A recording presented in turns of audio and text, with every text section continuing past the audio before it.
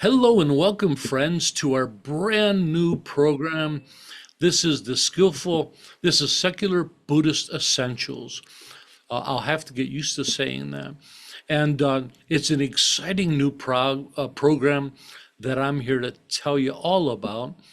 Um, in our first installment today, we're just going to do an orientation. I wanted to explain what the program is, to answer any questions you might have, and just to kick off the program, and then we'll start from there every Sunday.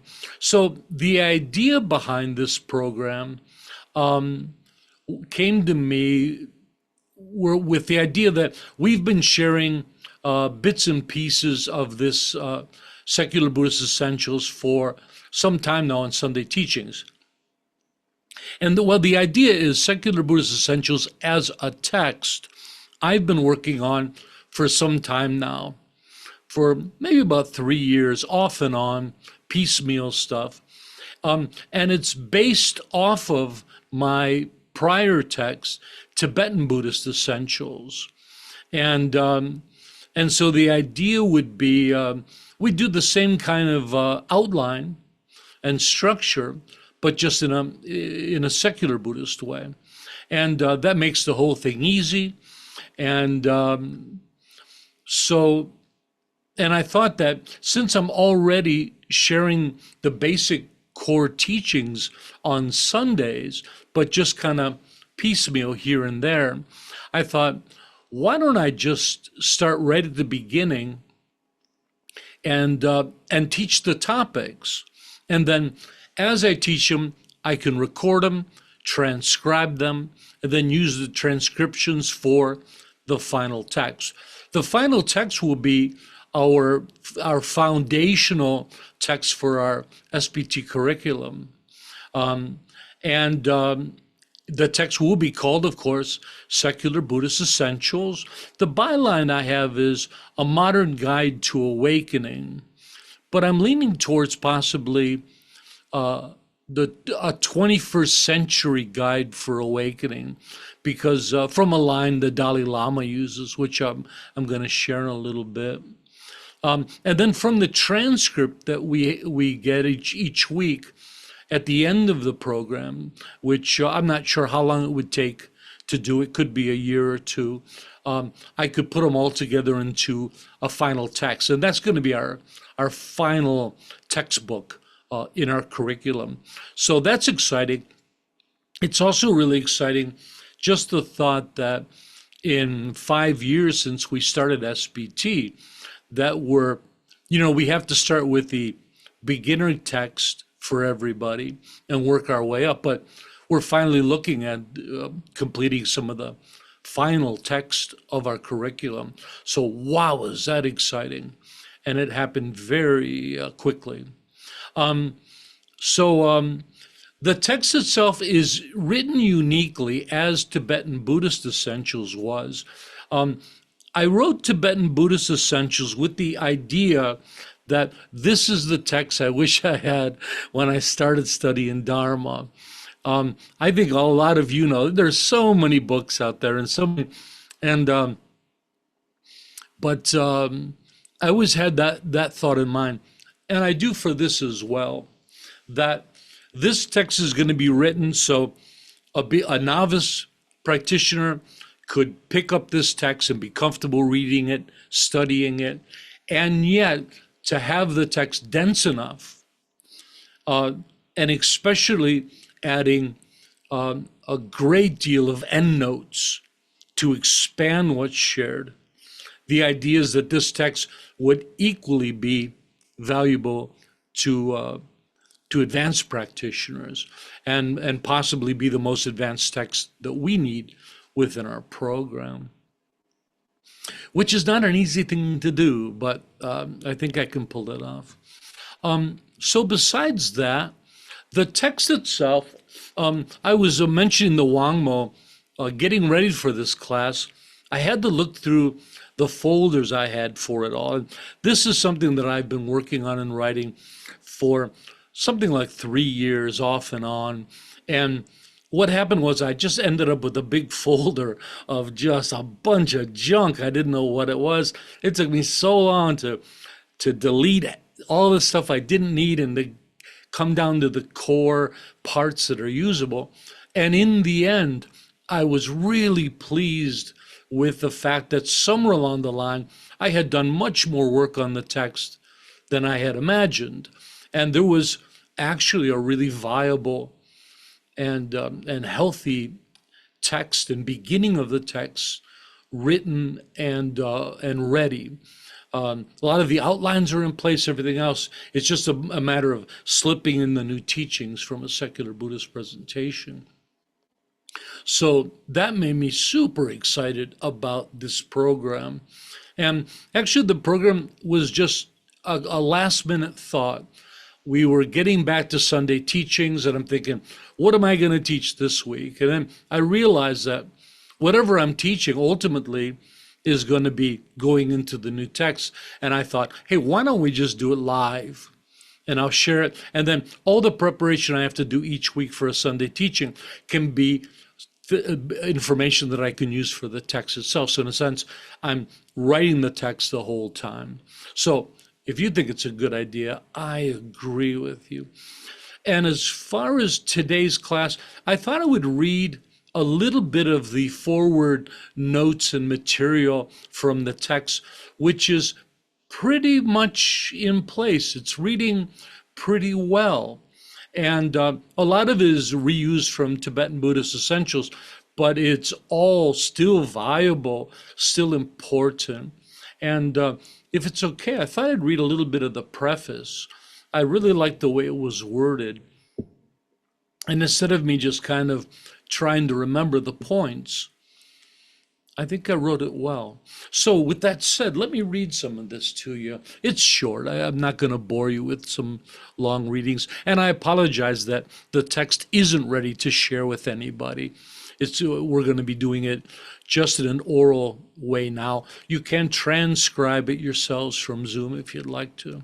So in the winter of 2013, during a teaching at Sarah J Monastery in South India, His Holiness the 14th Dalai Lama impressed the wish for monastics to engage in and share a broader view of Buddhism, a view that celebrates the wealth of Buddhist thought as expressed through its many traditions, a view that values and is knowledgeable of the greater spiritual community at large. This text is my small part in fulfilling that wish. This text was further inspired by His Holiness the Dalai Lama's best-selling book, Beyond Religion, in which he gives his approval for practitioners to follow a secular presentation of Buddhism, stating that creating mental discipline requires no faith commitment. And this is one of the reasons I'm a secular Buddhist to this day. It's said that out of the hundreds of books attributed to the Dalai Lama, there are only 5 that he deemed important enough to take the time to write himself. The rest are all taken from transcripts. This list consists of his first book, My Land and My People, another, Freedom in Exile, another, Ethics for a New Millennium, which was a very popular text, another, The Universe in a Single Atom, and Beyond Religion. The Dalai Lama, who I took as my main teacher, continuously emphasizes that Buddhists need to study diligently, be well-informed and grounded in fact, logic, and reason, that they need to embrace a broader worldview, cultivate an understanding that includes many disciplines and investigation, and utilize all the tools at one's disposal. Or in other words, His Holiness says, we have to be 21st century Buddhists. That was a catalyst to the idea that maybe a nice byline for the book would be a 21st century guide to Buddhism. And I thought that might be kind of catchy. For myself as a practitioner and teaching, this meant moving beyond religion, just like his text advises, to possess and share a rational, pragmatic, and broader view of the Buddha's teachings. And I believe this 21st century Buddhism is secular Buddhism. I don't know if the last line is a little too broad or too strong. So that's the preface. Any comments, questions? Let's open up the floor. What do you guys think about this so far?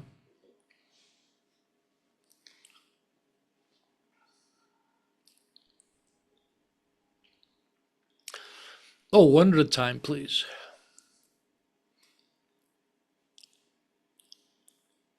This is going to be a short Sounds good. class, so we can get Yeah. some participation. Thank you, Ananda. Yeah, I think it's a great idea. And I think a lot of people aren't really 100% sure what secular Buddhism is. I wasn't when I came to the SBT. So it would have been great to have something like this in the beginning for a better understanding. So yeah, it's a wonderful idea. Oh, great. David, please. Just a passing thought. As a secular Buddhist community, to put so much of the very initial emphasis on the Dalai Lama, I think might turn some people off, because most people don't see him as a secular Buddhist. Just a thought. That's a good thought. Yeah. I always think that he's kind of central in the creation of SBT. Yeah, I'm sure. Andy?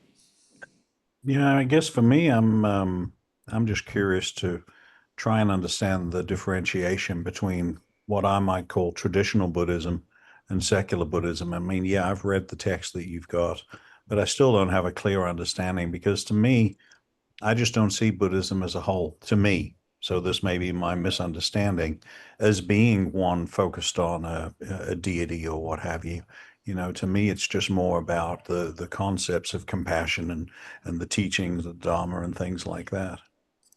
That sounds very secular to me. And so, yeah, that's the idea of the text. We're going to explain all of that. Yeah, thank you. Dana? Would you like to share?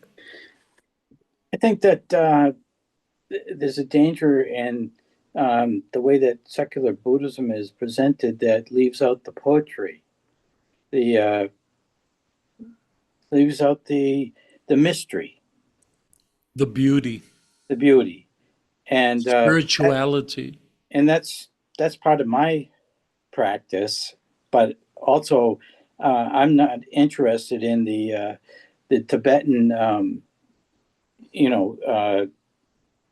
interested in the compassion, and those concepts, but not. I don't need to be going through the getting what are the blessings and all the things to bow down to, Prostrations. Yeah. right? All that sort of type of thing. Well, I think we all share that, and I share that as well. That's one of my criticisms about a lot of the secular Buddhist groups, that they've kind of thrown out the baby with the bathwater. The beauty, the spirituality, the wonder, the mystery of life, and they kind of deliver it in quite a dry academic way. So I think that that's what makes SBT quite unique. I think that there's a beautiful middle way where we can embrace the spirituality without embracing the religion. Thank you, And Dana. and I think the term agnostic maybe is, I'm more comfortable with that than secular. I am too. I Yeah. pondered using that instead, but it just seemed like secular Buddhism was already established, and in a way, it is what we do. But I'm with you. I think agnostic is a much more accurate term. Thank you, Troy. So you gave me a reading list, Um, the so I've always been one of these people that what drew me to Buddhism is methodology. It's like it's got a method, tells how to do something. And I'm very, recovery is like, how do you do something? I don't need the theory and the how do I use sit, get a mantra. How do you do this? So and there's one of the things that when they talked about taking the poetry up, there's a book, and a lot of people say it's antiquated. I said, you wouldn't say that about William Blake, about his poetry. Yeah, It's like, most people, it's like, this is antiquated and recovery. It's like, no, it's poetry. You have to that's right. put a little effort in. Thank you. I like it. Yeah. Yeah, and I think SBT focuses on that as well. We're into actually practicing the Dharma. We're interested in getting real results. It's not just an academic thing that we're exercise. And that's why we're big on training as well, right?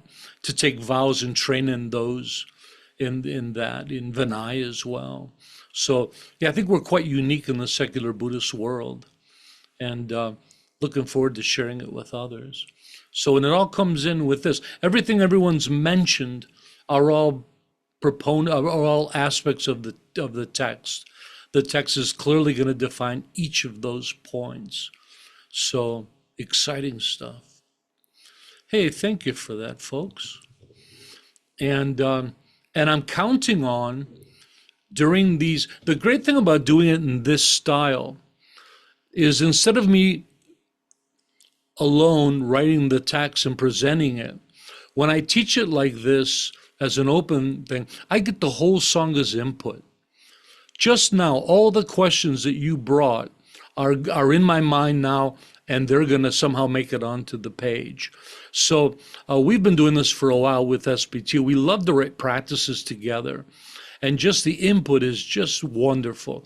And especially when people disagree, because then I have to think twice as hard about something, and it really ends up producing some wonderful material. So I think that's what's going to make this program special, is the interaction and the participation of the whole Sangha every week, digging into these ideas, right? And I write them all down, right? We're transcribing all of it.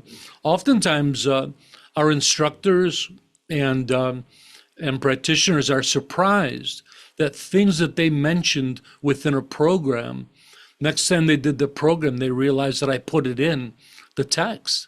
Like, hey, I brought that up last time. And so I'm very much open-minded to all these ideas. And the only thing that's important is putting together a really beneficial text that can help folks. So if it's okay with you, I thought I'd read a little bit more. Well, let me cover this before I get into the next reading. So I wanted to talk about modern innovation and interpretation. I have a big long piece here, but I didn't want to read it all. But I'll give you bits and pieces. So it starts with, never before has there been so many tools at our disposal with which to examine Buddhism. Nowadays we have these MRIs, these EKG machines that can observe the active brains of meditators. And then on the other side, we have academically, we have scholars that can contrast and compare the various scriptures from all the different Buddhist canons, the Pali, the Tibetan, the Chinese, in their respective languages, Pali, Sanskrit, Tibetan, and Chinese. This is a development in scholarship which previously is unheard of.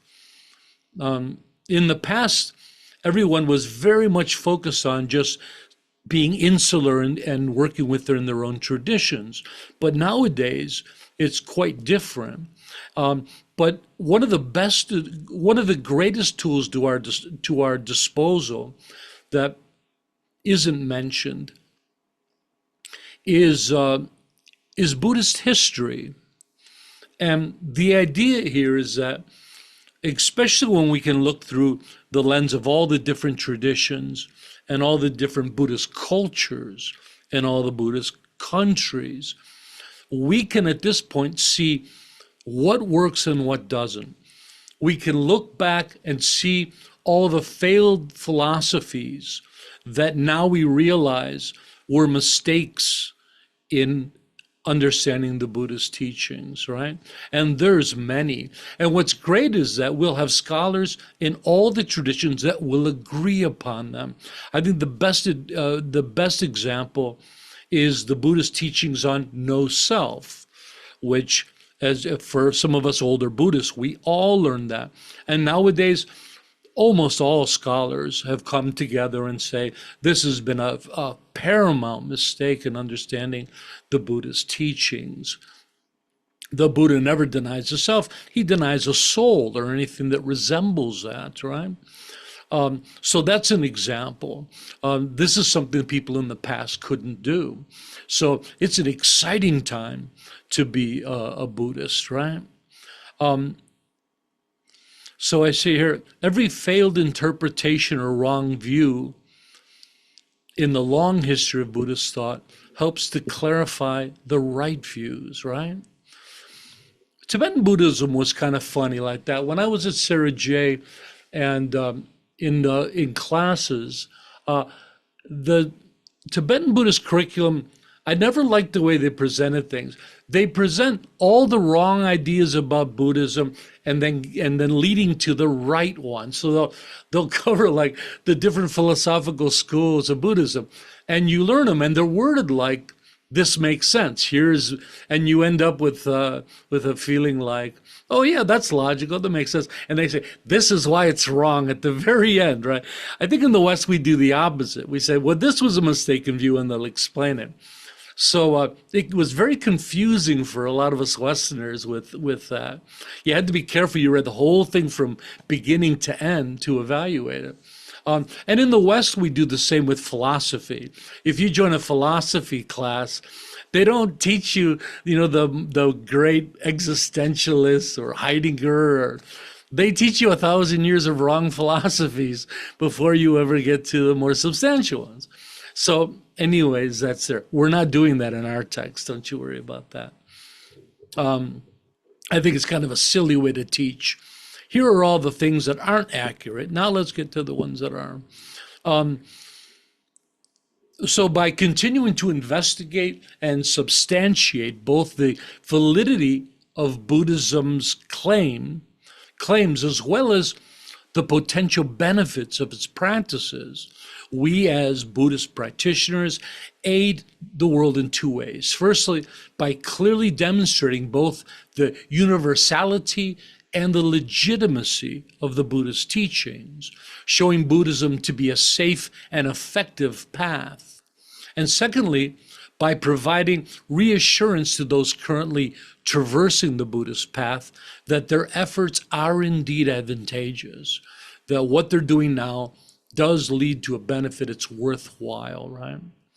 And as far as technical considerations for this text, with the intention to try to present a concise text that a beginner could walk in and follow it, and something that's not going to bore anyone or break the legs on their table. Technical elaborations, lengthy scriptural quotes, and various counter interpretations or clarifications are limited, and we're putting most of that material in the endnotes. So the idea is that it'll read short and sweet. Endnotes will be there for us to really dig into points to justify views, things like that. So that's going to allow us to have a beginner's text that's also an advanced meditators, practitioners class. And so any questions, thoughts, comments? Oh, Ms. Wamo, please. So are you going to do kind of like what you did with the Sunday teachings when you would teach a topic and then afterwards you would give us notes of different scriptures we could go look up to dig deeper. Yeah, Kind let's of like do that. that. Yeah, let's Okay. do that. And Yeah, then that at was the very same, helpful. yeah, and at the same time, I'll do my homework between classes and gather that information for the end notes. Yeah. Anybody else? Sounds like fun, huh?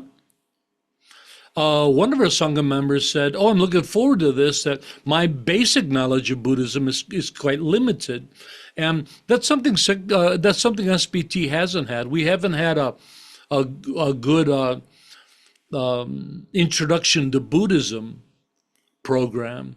And I think what we'll do is with this program, the first couple classes are that, and we'll probably take that, maybe make it a standalone text or a few videos on YouTube, and we'll call it that. So to bring people in. So the beginning of this is just that.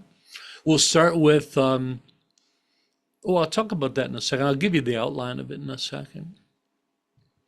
Okay. So my hope is that this text may inspire and bring a freshness to the Buddhist teachings for new generations, those who are bright and discerning, who put reason before faith, who use logic and critical investigation to explore the world of ideas around them, those who are seeking to live examined lives, those who are not afraid to ask the tough questions. So again, this program is absolutely free and will always be. The text will also be free unless it's published professionally, and they have to pay for their publishing costs, but we'll donate our money to SBT, to our programs. The programs, again, are going to be held at this time on Sundays at 1900 UTC. We're going to be recording them all and posting them on YouTube. The program is going to be intermittent because of our skillful living program that goes on at the same time. So this program is going to be going on in the fall and spring, and skillful living we offer in the summer and winter. And that'll be a nice break from it, I think, for everybody to kind of process. And yeah, cool. And we're going to explain to everybody what secular Buddhism is. And I think I mentioned all of that before. Oh, so the organization of the text is the same as the Tibetan Buddhist Essentials. Tibetan Buddhist Essentials was 3 volumes, 3 books. And I think with this, I'm planning this to be shorter. So I'm assuming we could put this all in one text, but have 3 parts. And it's going to follow the same as the prior one. So part 1, which we're going to start next week, is entitled Introduction, Origin, and Adaptation. And it begins with a broad view of the origins and adaptations of Buddhism and secular Buddhism, while also introducing the reader to essential elements shared by all Buddhist traditions. And then we'll talk about later adaptations, the Mahayana school, things like that. Part 2 is entitled The Buddhist Teachings. And this moves into a deeper secular Buddhist presentation of the Buddhist core teachings. This is where the real heavy philosophical, yummy stuff is that we all like so much. And again, the hope is that this text is going to give a really clear, accessible understanding of some of these often complex topics. And part 3 is engaging Buddhism, right? And this is what Troy was getting to. Yeah, enough of the philosophy. What do I do every day? And this outlines what's involved in actually engaging with secular Buddhism or Buddhism as a practice, a path, a lifestyle, including a detailed account of secular Buddhist study, training, and practice. Yeah, the written material, as you know, is still in development, so I don't have anything to share with you on that. And is everybody okay with all of that? Do you understand the structure of the classes. I think everybody understands UTC time because you're all here at the right time.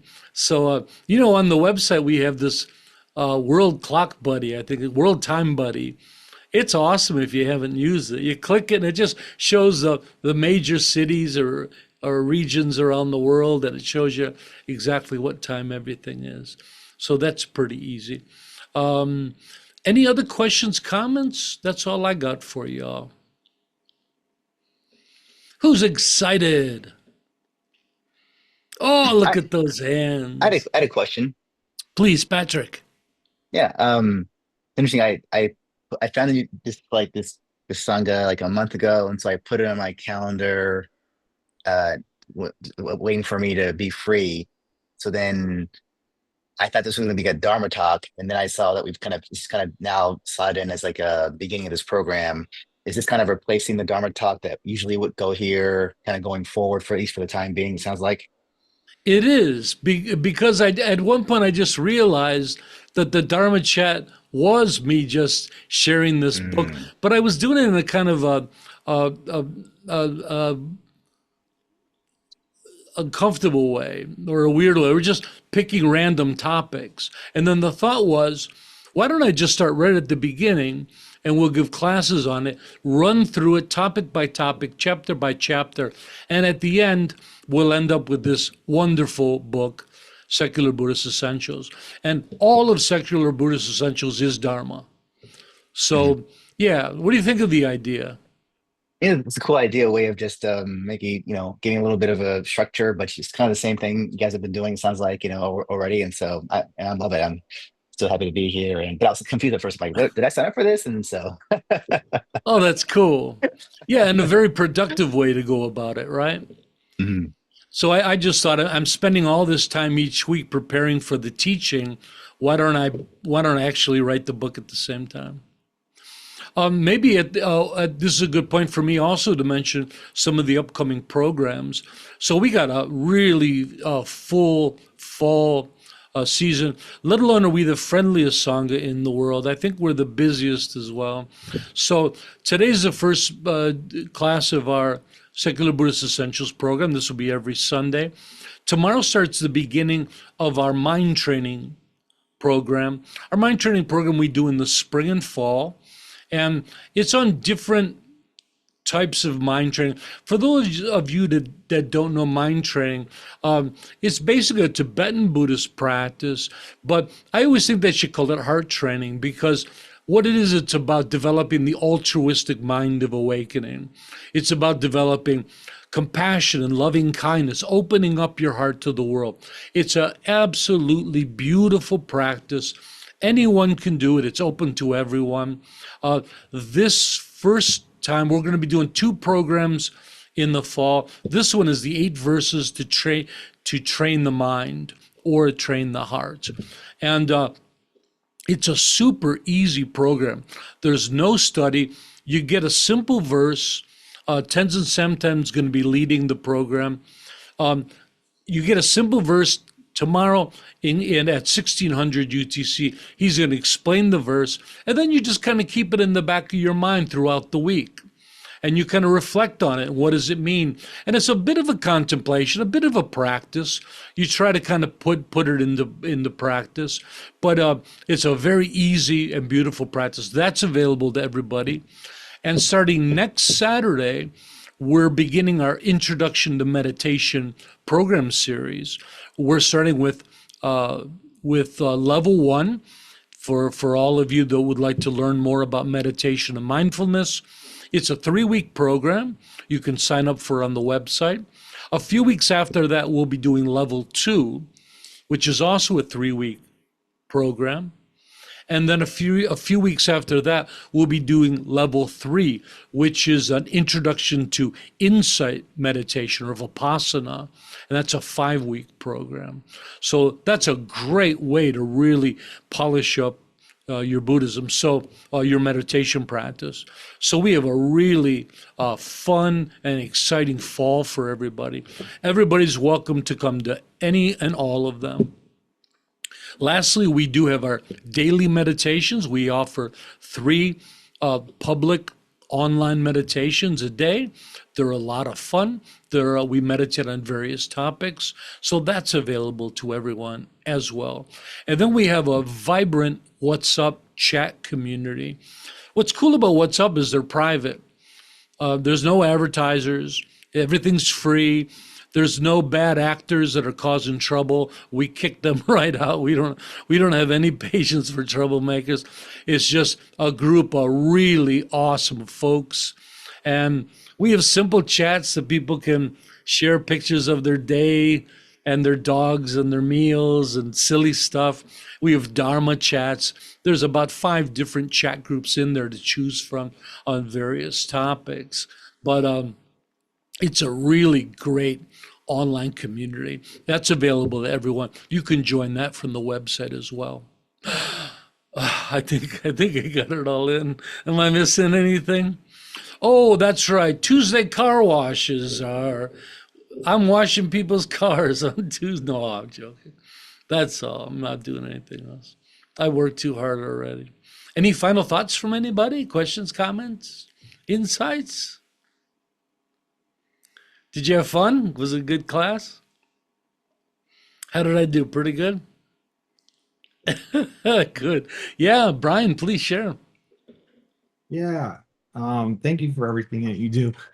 I have a question about the electronic forms that we used to fill out for the different programs. Do we still need to do that? Because a lot of times I watch it on like YouTube because of just my work schedule, and I didn't know if we need to fill that out for the program for tomorrow. You don't. The thought is that by having people fill out the registration, first of all, I can then email people to talk about other programs, but also I think it helps people to commit to programs that they physically signed up for it. The dates are there. They're in. And so I thought it would help with that. So we like it if people do, but if you haven't, I wouldn't worry about it. Okay, thank you. There is a surcharge though. We'll send you the bill. You have to buy tea for everybody at next class. Oh, I had a blast, everybody. So next Sunday, we'll begin our real first class, and it's going to be Introduction to Buddhism. So I'm going to try to make the classes fun and light. I'm going to try to share with everybody. I love participation. I hope you all bring your questions with you. And we're going to slowly move through the text. And each week I'm going to decide the subject and how much or how little to tackle. But got some really great topics to share with everyone. And the secular Buddhist view is a really intriguing one. So pretty cool. Okay, with that said, why don't we end today's class with our altruistic affirmation? May all be healthy, may all be prosperous, may all be well, may all be present, free of past regret and future worry. May all abide in constant appreciation, which is the source of great joy and contentment. May all realize their true nature and the true nature of reality, which is awakening.